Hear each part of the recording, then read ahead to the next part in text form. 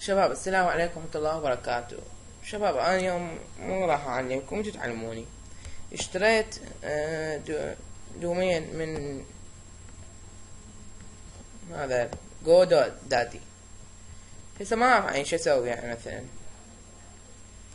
يعني اشتريته وكمل وهسه يريد $120 من عندي. يعني أنا اشتريته بعد، يعني اشتريت $12 ما أدري هيك سعره ما أدري، وهسه يريد $120 ما أدري من دستي هنا فالشي ما اشتغل عليه.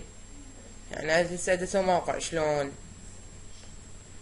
وب 355 هيك يعني تقدر تضيف بيه وهذا ما اعرف اللي يعرف يعني مثلا التعليق او شي مدليني شلون، يعني مثلا اربطه مدونة. انا عندي مدونة هسه اطلع لكم اياها اذا تريدون.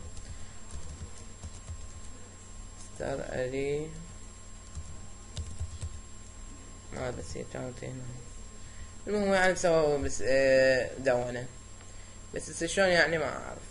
يعني واحد عنده خبرة يجاوبني، وشكرا لكم.